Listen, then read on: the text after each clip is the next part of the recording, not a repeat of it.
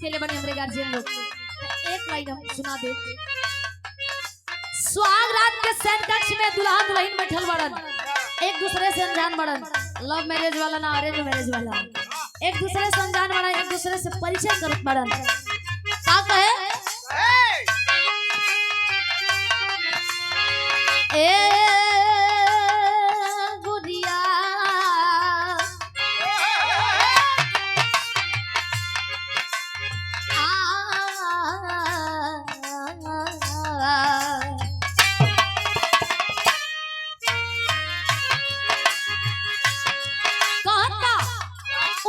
है कुछ तू कहा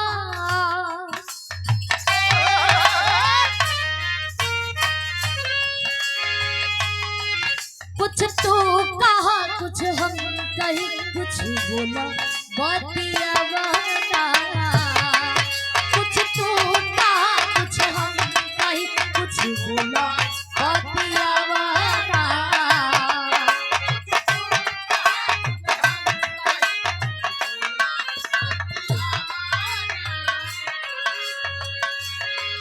चुपचाप का बैठल बड़ू धनी लगे तनिया बना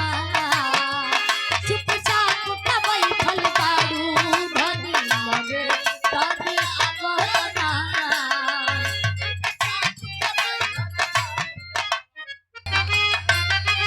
कुछ तू कहा कुछ हम कहीं कुछ बोला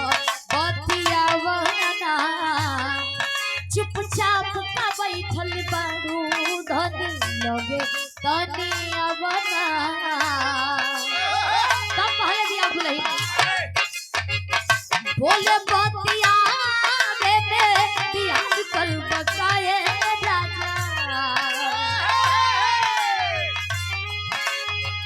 बोले बतिया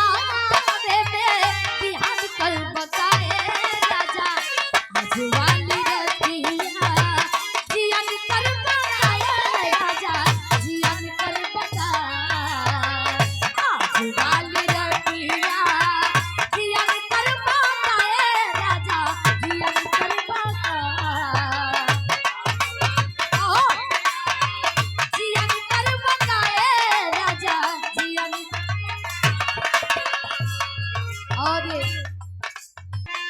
कहे ए बोले बतिया ध्यान कर बकाए राजा बोले बतिया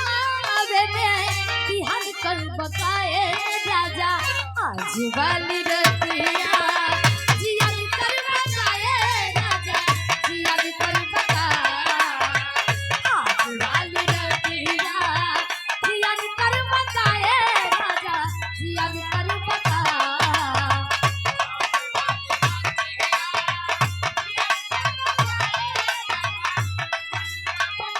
एक लाइन अंतरा में कहत दे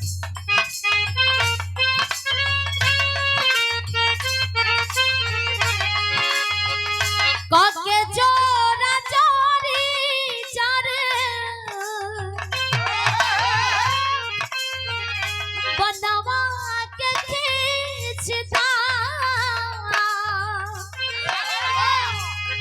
अपिरतिया के पानी से तन मन सींचदा ए काके जोरा जोरी चारे बनवा के खींचता अपिरतिया के पानी से तन मन सींचदा अपिरतिया के पानी से तन मन सींचदा अपिरतिया के पानी से तन मन सींचदा पापा और रतिया हो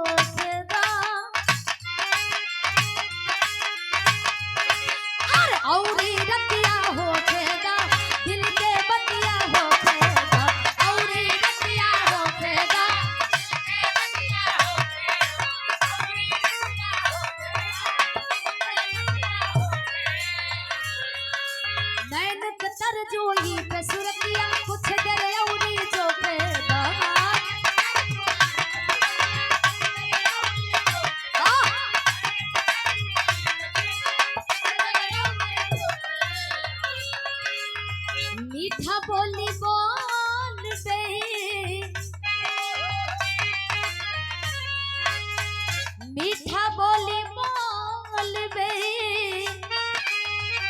मान कर बकाए राजा